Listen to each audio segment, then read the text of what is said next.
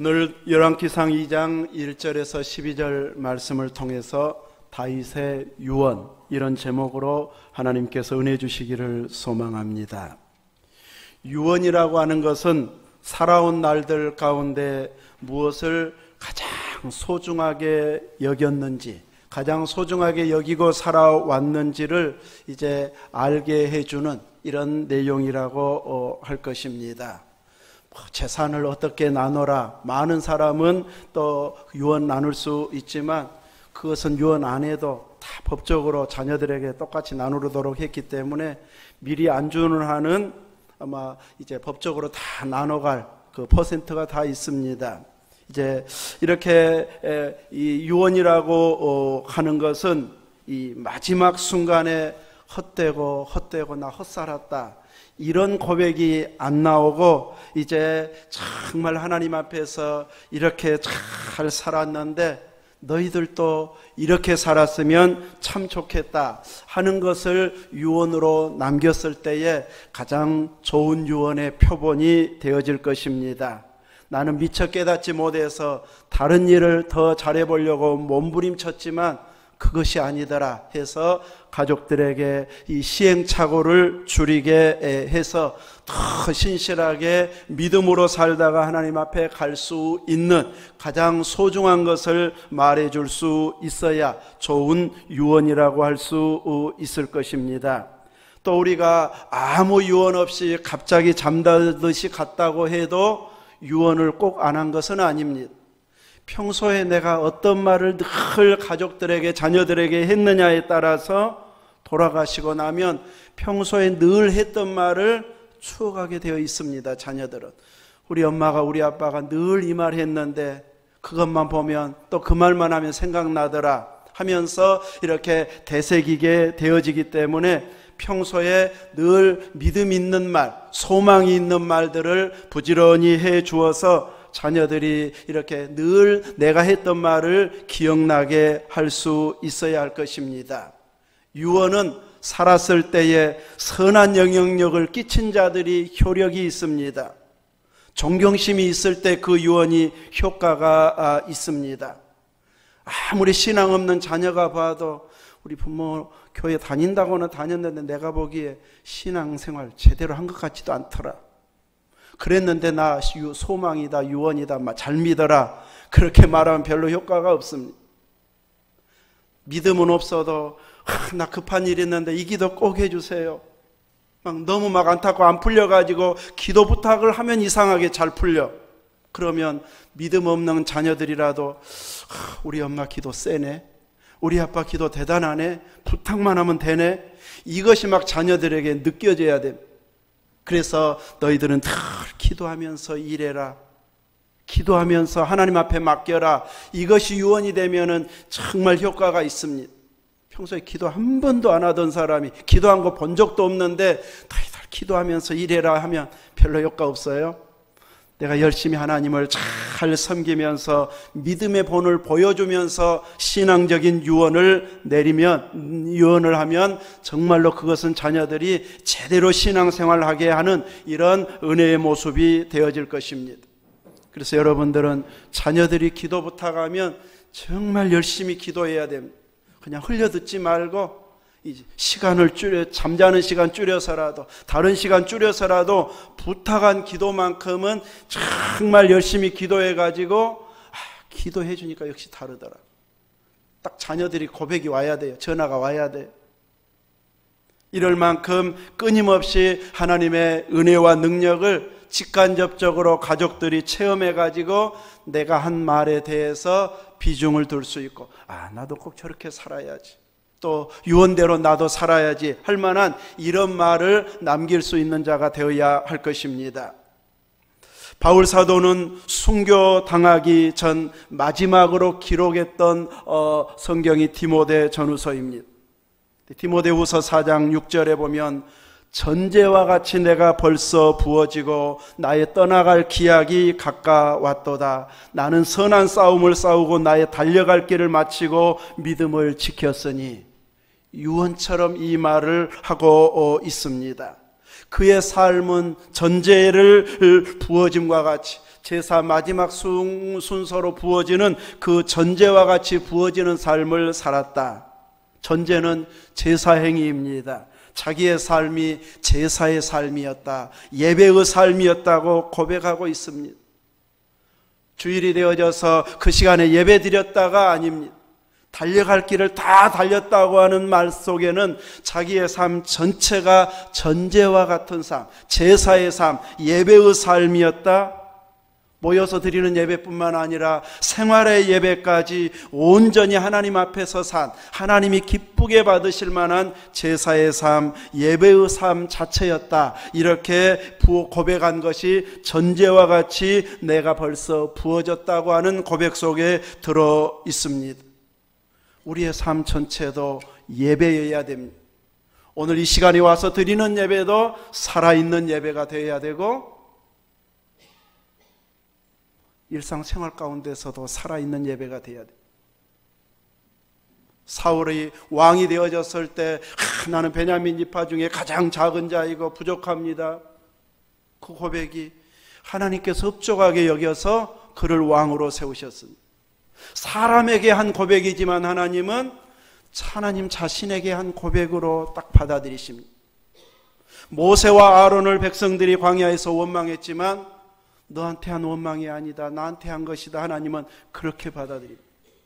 내가 평소에 한 말, 평소에 마음 먹은 것, 평소에 생각하는 것들이 다 나는 그냥 누구에게, 사람에게 하고 있지만, 가까운 사람에게 나누고 있지만 하나님은 나에게 하고 있구나.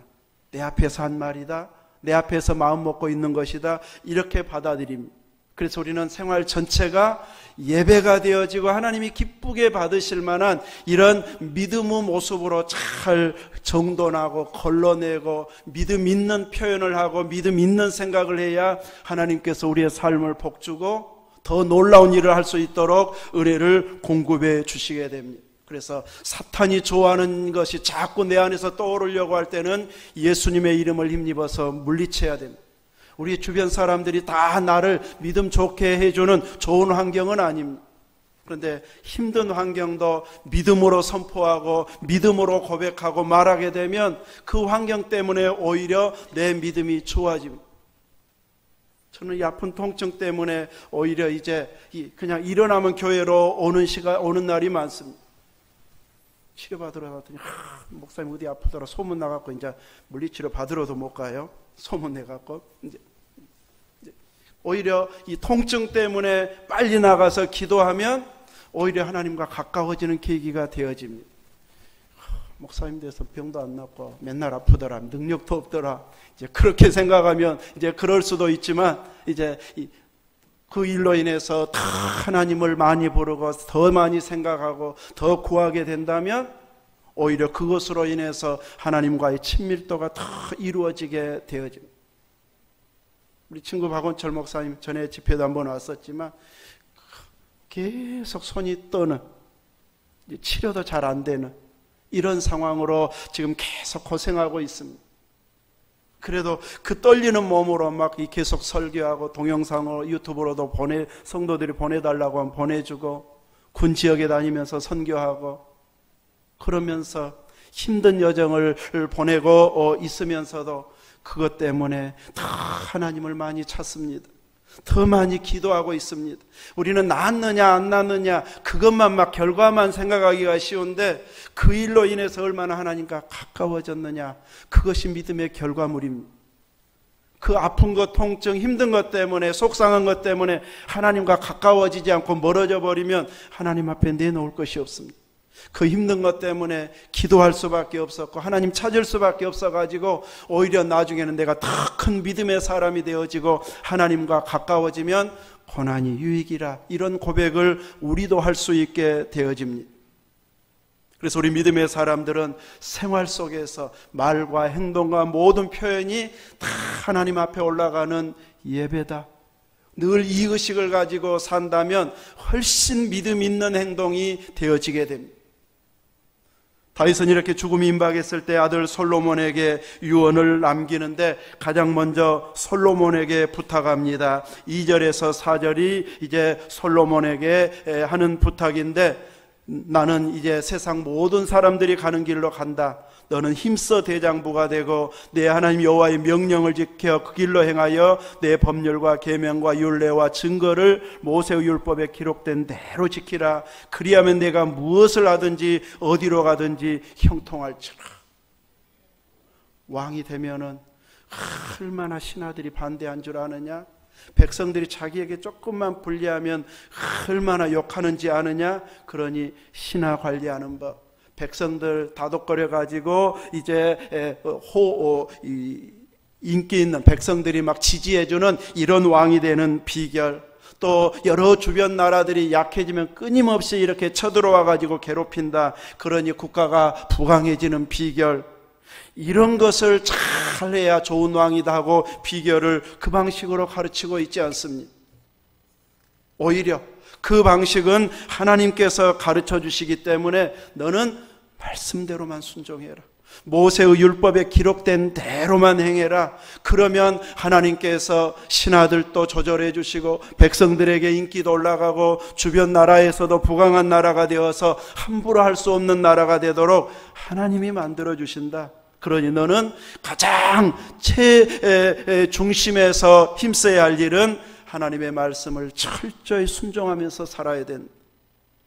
왕이 되면 말씀과 가까이 할 시간조차도 없을 만큼 업무가 바쁩니다. 재판하는 일까지 왕이 다 해야 되니까. 모든 백성들의 하소연들을 다 들어줘야 되기 때문에 정신없이 시간이 지나갈 수밖에 없는 환경이 왕의 일입니다. 바쁘다고 핑계대지 말고 그 바쁜 가운데 말씀을 이렇게 가까이 하고 철저히 순종해야 된다. 이렇게 말씀하면서 그렇게 하면 네가 무엇을 하든지 어디로 가든지 형통할 것이라고 말합니다. 형통의 비결이 어떻게 정치하느냐, 통치하느냐, 어느 공약을 내리느냐 이걸로 되어지는 게 아니라는 것입니다. 아무리 정권이 바뀌어도 공약한 대로 다 이루어낸 정권은 한 사람도 없습니다. 조금 더 나을까 부족할까 어느 부분을 잘하느냐 못하느냐 이것만 있지 완벽한 정권 하나도 없습니다. 그래서 우리는 다 정권에게 기댈 수도 없습니다. 하나님께서 이 민족을 긍휼히 여겨달라고 우리는 기도해야지 비판하고 혹은 잘한다 전극적인 지지자가 된다고 해서 달라지는 것도 아닙니다. 믿음의 사람들은 나라의 흥망성쇠도 하나님 손에 있음을 알고 기도해야 되고 다윗은 이것을 너무나도 잘 알고 있기 때문에 솔로몬에게 이렇게 통치해야 됩니다. 하나님의 말씀대로 순종하는 것이 왕이 가야 할 핵심이다, 중심이다 이렇게 가르치고 있습니다. 이 말씀은 왕인 솔로몬에게만 해당되는 말씀일까요? 오늘 하나님을 왕으로 모시고 살아가는 우리 모든 믿음의 사람들이 이 붙잡아야 할 말씀이 바로 이 말씀입니다. 철저하게 말씀을 붙잡고 주야로 묵상하는, 밤낮으로 그 말씀을 묵상하고 일하면서 성경 볼 수는 없으니까 새벽에 보고 전날 보았던 말씀을 되새김질하면서 생각하면서 기뻐하라고 했으니까 기쁘게 일하자, 감사하라고 했으니까 감사 고백하면서 일하자. 일은 너무 힘들고 나를 힘들게 한 사람 많아도 그래도 나는 성경대로 해야지, 이러면서 살면 우리는 주야로 말씀을 묵상하고 행하는 자가 되어집니다. 그 결과는 무엇을 하든지 어디로 가든지 형통할 것이라고 말합니다. 믿음의 선진들이 우리 세상적인 기준으로 어려운 것 하나 없이 형통만 한 사람은 없습니다. 그런 거 보면 우리의 기준으로 형통하는 것하고 하나님의 기준으로 형통하는 것하고 차이가 있다는 것을 알아야 할 것입니다. 자주 언급하는 요셉, 그는 이 형통하다고 말하는데 종살이하고 있고 감옥살이하고 있습니다. 그런데도 성경은 형통했다고 말하고 있습니다. 무엇을 형통의 근거로 잡고 있습니까? 여호와께서 그와 함께 하심, 하나님이 함께 하심이 형통이라고 말하고 있습니다. 나한테 힘든 일, 어려운 일, 고난, 환난이 있는 것은 형통이 아니야. 우리는 이렇게 생각할 수 있는데 환난 가운데 하나님이 함께하면 우리는 고생은 하고 힘은 드는데 형통한 자입니다. 아무런 어려움이 없는데 하나님이 너랑 같이 하기 싫다, 가까이 있기 싫다, 너는 왜 이렇게 불만이 많니? 왜 이렇게 힘들고 지쳐 있기만 하니? 너하고 있으면 막 나 힘들어진다. 이런 고백만 하고 있다면 하나님이 점점 멀어질 수 있습니다. 형통한 자는 아무 어려운 일이 없는 자가 아닌 하나님이 기쁘게 함께 할 수 있는 자입니다. 그런 의미로 여러분은 형통한 자입니까? 안 아파서가 아닙니다. 어려운 일이 없어서가 아닙니다. 하나님이 막 나와 함께 하는 것이 막 느껴집니다. 내 기도 그렇게 너무너무 잘 들어줍니다. 어떤 기도는 평생을 해도 아직도 응답 안 된 거 있지만 어떤 기도는 막 생각만 해도 들어주시네요. 감사합니다. 주님은 막 이 일용할 양식을 위해서 기도하라고 했는데 우리는 막 기도도 안 해도 주어지니까 그냥 이 기도 안 해도 되는 것처럼 할 수 있지만 우리들은 그것까지도 기도하면서 매일매일 일용할 양식을 주셔서 감사합니다. 그 기도한 사람은 매일매일 응답받고 사는 사람입니다. 이렇게 우리들은 이제 주님이 우리와 가까이 하실 수 있는, 함께 하실 수 있는 믿음의 환경을 만들어서 나는 어떤 상황에도 형통한 자입니다. 이 고백을 할 수 있어야 믿음 있는 사람, 성숙한 믿음의 사람입니다. 이것 깨닫지 못하면, 무엇이 형통인지 깨닫지 못하면 왜 나만 이렇게 고난 겪습니까? 왜 나만 힘들게 삽니까? 왜 나는 맨날 아프기만 합니까? 하면서 낙심 속에 살게 되어집니다. 그러나 하나님이 나와 함께 하심이 형통임을 알게 되면 내가 이런 일 갖고 낙심할 필요가 없지. 나는 형통한 자야 하면서 형통한 자의 열매를 맺어가면서 사는 은혜가 되어질 것입니다. 이것이 바로 임마누엘의 삶이고 주님은 이 은혜를 주시기 위해서 이 땅에 오셨습니다. 우리들은 내가 결심해가지고 뭔가 하나님 일 크게 하리라, 결심을 크게 할수록 나는 할 수 없다는 것이 뼈저리게 느껴집니다. 차라리 안 하는 것이 낫겠네. 이럴 만큼 우리들은 힘없이 무너지는 자들입니다. 그러므로 내가 뭔가 이루어 보려고 노력하면 노력할수록 나는 아무런 이룰 수 있는 힘이 없다는 것을 깨닫게 되어집니다. 우리가 순종하고 제대로 하나님 일할 수 있는 것은 나는 못하니 주님이 해결해 주셔야 됩니다. 나는 주님 안에만 있겠습니다. 주님이 하십시오 하면서 주님 안에 거하는 삶, 임마누엘의 삶이 더 크게 일하게 만들고 더 능력 있게 만들고 믿음으로 살게 만들어 줍니다. 솔로몬은 이런 다윗 왕의 아버지의 유언을 쫓아서 성전 건축할 때까지 신실하게 하나님께 기도하면서 믿음의 방식으로 살았습니다. 그러면서 나라가 부강해지고 주변 나라에서 지위가 올라가고 함부로 할 수 없는 나라가 되어지면서 우리와 혼인관계 맺읍시다, 인척관계 맺읍시다, 우리 딸 데려가세요, 이래가지고 이제 더 이상 전쟁이 할 수 없는 형제국가를 만들려고 주변 나라들이 막 시도하니까 지위가 올라가면서 이방 나라 우상 숭배하는 자들의 딸들과 결혼함으로 인해서 나중에는 자기 말 안 듣는 그 나이대가 되면서 같이 우상 숭배자가 돼버립니다. 그래서 그 결과는 나라가 둘로 나누어지게 되는데 하나님이 그래도 은혜 베풀어서 솔로몬 때는 나누어지지 않고 아들 르호보암 때 나누어지게 합니다. 이렇게 우상 숭배의 결과는 그 지혜의 왕도, 그렇게 다윗이 당부했던 그런 왕도 제대로 지키지 못함으로, 그 첫 유언의 말씀을 끝까지 지켜내지 못함으로 인해서 그로 말미암아 많은 국가적인 위기와 어려움이 오게 되어졌습니다. 그러므로 우리가 하나님의 인도를 구할 때는 잘 나갈 때도 하나님이 인도해 주셔야 됩니다. 바쁠 때도 하나님이 인도해 주셔야 됩니다. 힘들고 피곤할 때도 하나님이 인도해 주셔야 됩니다. 이 기도를 하면서 늘 인도받는 삶을 살아야 됩니다. 내 힘으로 뭔가 이루어 보려고 하면 다 실패하게 되어 있습니다. 우리 인간이 그렇게 대단하지 않기 때문입니다. 그래서 우리들은 나도 말씀대로 살리라 했을 때 내 힘으로가 아닌 나는 부족하니 성령님 힘 주십시오, 주님이 나에게 힘 주셔야 이 말씀 지킬 수 있습니다 하면서 계속 은혜를 구하면서 순종의 삶을 살기를 사모해야 됩니다. 언제까지 잘해야 성공한 자일까요? 끝까지입니다. 솔로몬은 전반기는 잘했는데 후반기 못해서 결코 그의 인생이 성공한 왕이다 이렇게 말하기가 쉽지가 않습니다.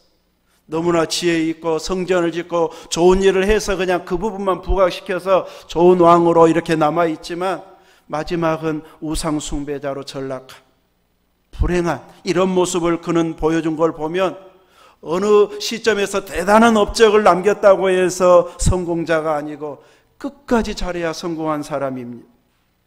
우리 믿음의 사람들은 언제까지 잘해야 될까요? 죽는 날까지. 주님 와라 하고 부를 때까지. 이제 이 세상에 할 일 너 다 했다. 나랑 이제 행복하게 지내자.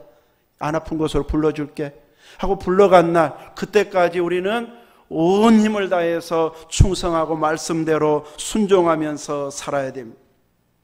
건강해지면 나 열심히 일할게요.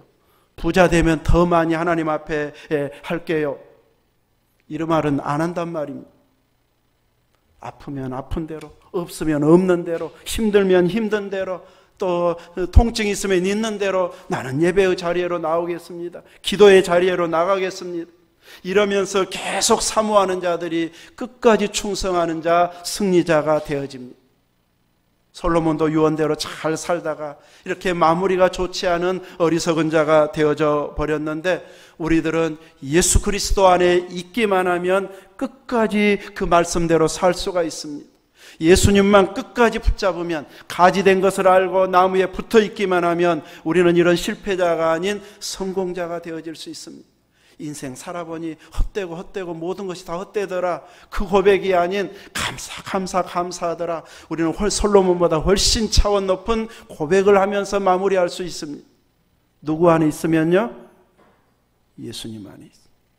일에 파묻혀 있으면이 아니고 예수님 안에 있으면 이렇게 우리들은 성공자로 나아갈 수 있게 되어집니다. 두 번째, 유언하면서 요압에 대해서 언급하고 있습니다. 요압 장군은 군대 장관입니다. 다윗이 나라를 세워가기 전부터 도망 다닐 때부터 다윗을 도왔던 대단한 장수입니다. 다윗이 성공하고 나라를 세우고 통일 왕국의 왕이 될 때까지 혁혁한 공을 세운 자가 요압 장군이고 그의 형제들입니다.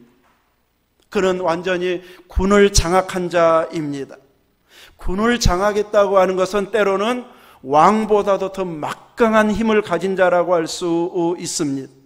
그래서 그는 다윗을 위해서 사용할 때는, 하나님이 기름 부은 종을 위해서 사용할 때는 계속해서 높임을 받게 되어졌습니다.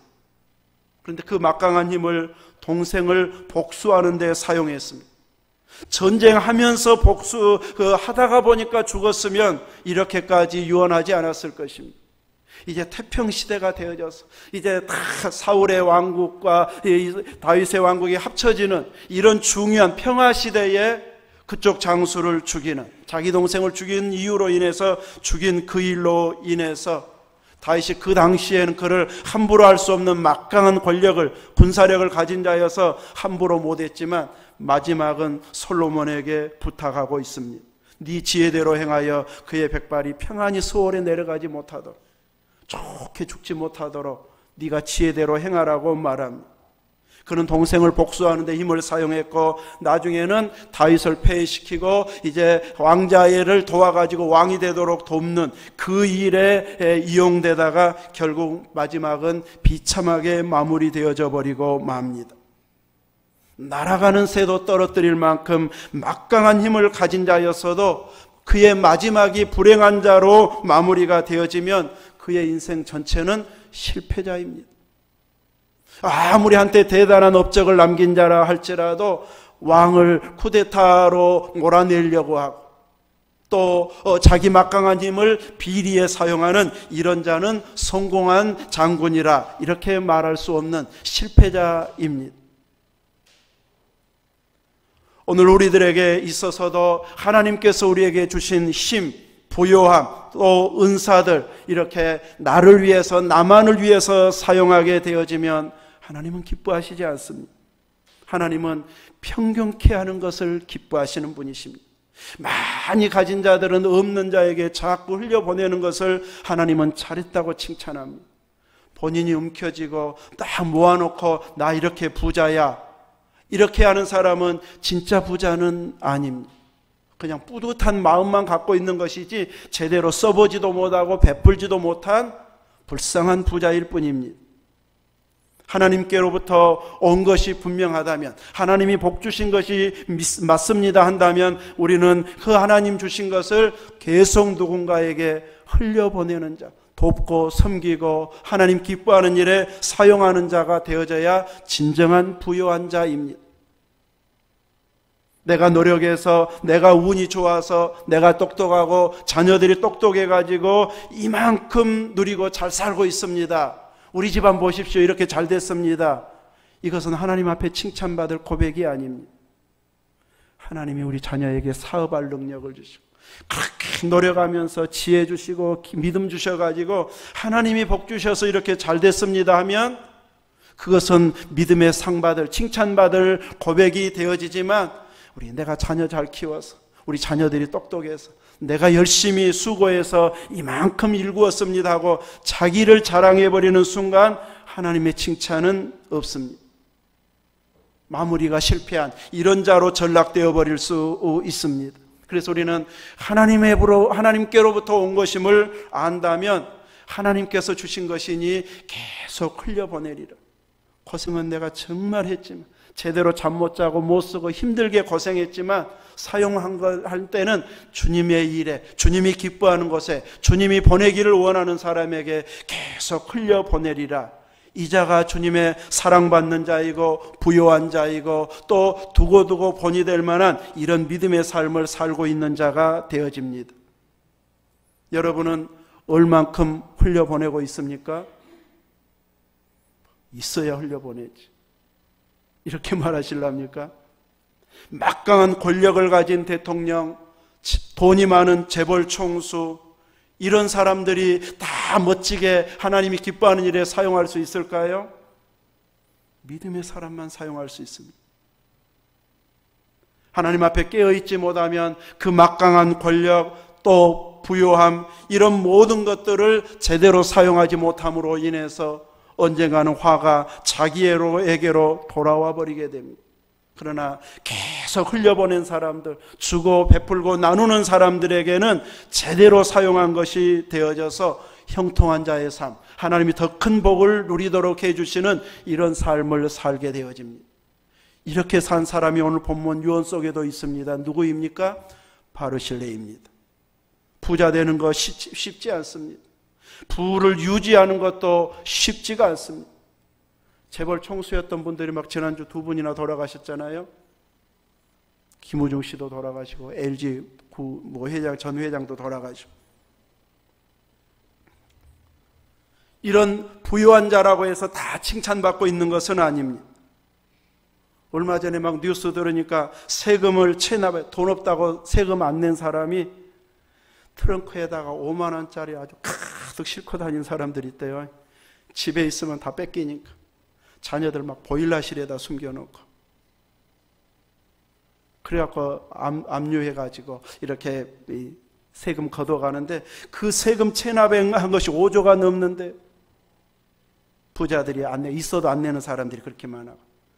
그렇게 찾아내서 이제 세금 내게 만들어도 한 1조 얼마인가만 걷어들이고 나머지 한 4조 정도는 막 그렇게 잘 피해 다녀요. 그렇게 잘 피해 다니고 세금 안 내고 트렁크에 돈을 그냥 가득가득 싣고 다니는 사람 부럽습니까? 그렇게 결코 부러운 부자 아닙니다. 다윗이 바르실레의 아들들에게 은총을 베풀라 이렇게 솔로몬에게 부탁한 것은 자신의 고난의 때에 그가 앞장서서 도와준 자이기 때문입니다. 남도 아니고 아들 압살롬이 왕이 되겠다고 아버지를 몰아냈어요. 왕궁에서 도망갔습니다. 예루살렘 감람산 지나갈 때는 맨발로 머리를 풀고 울면서 도망가잖아요. 그러니 광야에서 군사들과 있을 때 얼마나 힘들까 하면서 침상도 먹을 것도 주식 간식 이런 것들을 계속 공급하는 이런 일을 바르실레가 감당했습니다. 고난의 때, 힘들 때에 자기를 도와준 사람은 평생 잊을 수가 없습니다. 그런데 이런 왕을 도와준다는 것 쉬운 일 아닙니다. 우리는 성경 역사를 다 보고 나니까 참 잘했다 그러지만 그때 다윗의 힘이 압살롬에게 밀려 있는 상황입니다. 압살롬이 막강한 힘을 가지고 왕궁을 딱 점령해버린 상태에서 다윗을 도우면 그는 반역자가 되어져서 압살롬이 딱 정권 잡으면 가장 먼저 처형할 자들은 다윗과 가까운 자들입니다. 다 처형당합니다. 그럴 위기 상황으로 갈 수 있는데도 불구하고 그는 다윗을 돕고 있습니다. 부자들은 그렇게 하지 않습니다. 누가 실세인가 얼른 돕습니다. 우리나라 조선일보 북한이 김정일이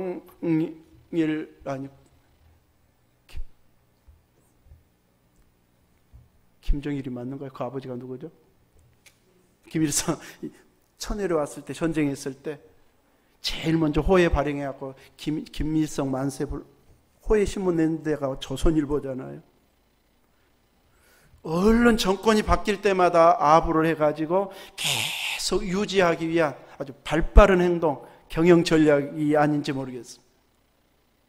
이런 식으로 이렇게 계속해서 정권이 바뀌어도 잘 살아남는 부유한 자들이 참 많습니다. 이렇게 해야 잘 유지가 되는데 바르실레는 참 바보처럼 행동하고 있습니다. 지금 도망 다니고 있고 힘도 지금 밀리고 있는 다윗을 돕겠다고 나서면 그 남은 그 삶, 얼마 남지도 않은 80이 넘은 그 상황에서 이제 재산 몰수당할 수도 있고 죽임당할 수도 있는 그 상황으로 갈 수도 있는데 다윗의 필요를 도와주고 있습니다. 이것은 생명 걸고 도와준 이런 행동이라고 할 수 있습니다. 설령 처형을 내가 당한다 할지라도 나는 옳은 일 할 거야. 하나님 기름 부은 종을 도울 거야. 이런 자세, 누가 하나님 편에 있는지를 아는 눈이 열려 있는 자만 할 수 있는, 그래서 고난 중에 있어도 기꺼이 돕는 이런 헌신이 있었기 때문에 다윗은 두고두고 기억하고 그를 왕궁에 모시려고 했지만 내가 이 나이에 무슨 음식 맛을 알고 또 세상을 즐길 나이나 되겠습니까? 제 아들이나 돌봐주십시오 하고 사양한 자입니다. 그래서 다윗은 그 은혜를 기억하고 솔로몬에게 그 자녀들에게까지 은총을 베풀라고 이렇게 부탁을 하고 있습니다. 우리는 바르실레처럼 부유한 자는 아니어도 하나님 기뻐하는 것에 흘려보낼 수 있는, 하나님 주신 감동을 알고 제대로 그 일에 헌신할 수 있는 이런 자리에는 있어야 할 것입니다. 많은 건 아니어도 내가 할 수 있는 범위 내에서 신실하게 섬기고 하나님 기뻐하는 일을 할 수 있는 이런 자리에 있어야 할 것입니다. 많은 사람들은 왕을 비난할 비난거리들도 있었을 것입니다. 얼마나 왕이 못났으면, 얼마나 아버지가 못났으면 아들이 왕이 되겠다고 아버지를 쫓아낸데 말 많이 물어낼 수 있는 환경입니다.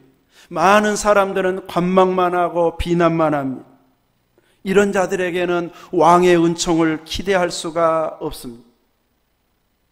우리는 부족해 보이고 또 마음에 들지 않는 이런 환경 속에 있는 자들을 향해서 말을 물어내는 자가 아니라 협력자가 되고 지지자가 되고 부족함을 메꾸어주고 기도해주는 자가 되어진다면 그들에게 평생 기억에 남는 은인으로 또 좋은 사람으로 이렇게 기억이 되어질 것입니다. 다윗은 이렇게 왕궁에 있을 때 필요로 도와주는 자들도 많았겠지만 고난의 때에, 어려움의 때에, 피난민 시절에 도와준 그에게 이렇게 더 큰 상을 주도록 명하고 있습니다. 우리들도 성령께서 깨닫게 해주시는 부분에 힘들어도 또 욕먹을지라도 이건 성령께서 기뻐하시는 일이고 나에게 부탁한 것 같다 싶을 때는 기꺼이 돕는 자리에 있는 용기 있는, 결단력 있는 이런 자가 되어야 할 것입니다. 마지막으로 이런 위기 때에 비난하고 욕하고 잘 돼버렸다고 이렇게 비난한 자가 있었습니다. 누구입니까? 시므이입니다. 사무엘하 16장에 보면 아주 악독한 말로 다윗을 저주하고 있습니다. 그는 사울의 친족입니다. 사울 왕을 피 흘리더니 네가 잘 돼버렸다, 하나님 지금 벌 주고 있는 것이다 하면서 비난합니다. 다윗이 죽인 것도 아닌데, 블레셋과의 전쟁에서 죽은 것인데도 그쪽으로 막 몰아가고 있습니다. 그런데 다시 생각해 보면 다윗은 요나단과의 언약 때문에 무비보셋에게 은총을 베풀기로 했고, 그 은총을 베풀려고 하다 보니까 두 발을 다 저는 장애인이어서 본인 혼자 다 누릴 수가 없습니다. 그래서 무비보셋에게 마음껏 부어주기 위해서 책임자로 시므이를 심어주었습니다. 그래서 실질적인 왕이 주는 화사품을 직접 누리는 사람은 누구겠어요? 무비보셋은 누리면 얼마나 누리겠습니까? 실제로 그거 갖고 제대로 누리는 사람은 시므이입니다. 제일 큰 혜택을 입고 떵떵거리며 큰 소리 치면서 나는 이렇게 왕자를 돕고 있다, 옛날 왕자를 돕고 있다 이러면서도 실제로 누리는 사람은 시므이 자신입니다. 그런데도 사울 왕가에서 벗어나지 못하고 하나님의 뜻을 이해하지 못하다 보니까 잘됐다고 하면서 저주하고 욕하고 있습니다. 다시 회복하고 왕궁에 돌아오니까 얼른 발빠르게 그때 제가 잘못했다고 막 용서를 빌어가지고 다윗이 내 칼로 너 죽이지는 않겠다 그래가지고 살아난 자입니다.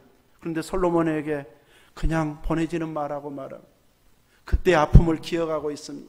그 저주 때문에 하나님께서 나에게 복으로 바꿔주실 것이라 그 믿음 때문에 요압이 죽이겠다고 해도 죽이지 못하게 했었지만 아픔의 상처는 남아 있었습니다. 그래서 너는 지혜롭게 행동해서 그를 이제 내가 칼로 죽이지는 내가 죽이지 않는다고 했는데 너는 알아서 해결하도록 하게 하고 있습니다. 그래서 솔로몬은 이제 앞으로 너는 이 사는 곳에서 예루살렘에서는 얼마든지 살아도 되는데 이 기드론 시내만 건너가기만 하면 너는 죽을 수 있다. 그러니 이 안에서만 살아라 하고 제안을 했는데 어느 순간 종이 도망쳐 버렸습니다. 그래가지고 3년 이제 후에 오래 머물렀다고 이렇게 성경은 말하고 있는데 3년이 오래일까? 3년은 금방 지나가는데 생각이 드는데 성경은 38절에 보면 그는 오래도록 예루살렘에 머물렀다고 말하고 있습니다. 시므이가 한 행동으로 보면 그 3년도 오래 머물렀다고 생각하는 것 같습니다. 그런데 종이 도망가서 데려오느라고 그 기드론 시내를 잠깐 하루 사이에 건너갔다 올 뿐이었고 남은 날은 다 잘 지켰는데도 그것은 약속을 어긴 법을 어긴 것이 되어져서 솔로몬에게 죽임을 당하게 됩니다. 잠깐 발뺀 것, 잠깐 건너갔다 온 것, 이것은 별것 아닐 것처럼 생각하지만 순간 약속을 놓쳐버리면 그거 작은 것 하나 때문에, 잠깐 때문에, 한나절 혹은 하루 그것 건너갔다 종 잡아온 것 그것 때문에 자기 생명이 죽임당했습니다. 작은 것도 무시해서는 안 된다는 것, 이것이 우리에게 주는 교훈이고, 작은 일에 충성하면 하나님이 기억해서 더 큰 것을 맡기시지만 작은 것에 불의한 사람은 큰 것에도 불의할 자로 인정해버립니다. 오늘은 유언대로 다 솔로몬이 이루게 되는 것을 보게 되는데 우리는 이 땅에 사는 동안 주님이 내리신 유언, 땅끝까지 제자 삼으라고 하는 그 유언을 나에게 주신 유언으로 알고 더 많은 영혼들을 주께 인도하기 위해서 기도하고 전도하고 뭔 선물을 해가지고 교회에 대해서 호감 갖게 하고 교회 가고 싶게 만들까? 내가 할 수 있는 최선의 노력을 해가지고 계속해서 나올 수 있는 분위기, 최소한 나 때문에 교회 욕은 안 할 만큼, 그냥 안 믿어도 같이 있으면 네가 기도해라 할 만큼 믿음을 인정해 줄 이런 영향력을 끼쳐가지고 주님께서 남기신 그 유언의 말씀을 철저히 순종하는 자리에까지 있는 믿음 되시기를 주의 이름으로 축원합니다. 아멘. 하나님 감사합니다. 우리들이 늘 평소의 말도 또 제대로 정확하게 할 수 있게 해주시고 그 주신 말에 대해서는 또 약속한 것에 대해서는 철저히 행동으로 옮겨져서 모든 사람에게도 인정받고 또 말씀대로 순종해서 하나님께도 인정받아 풍성히 열매 맺고 또 다른 사람들을 주께로 인도할 수 있는 자로 쓰임받게 주옵소서. 예수님 이름으로 기도하옵나이다. 아멘.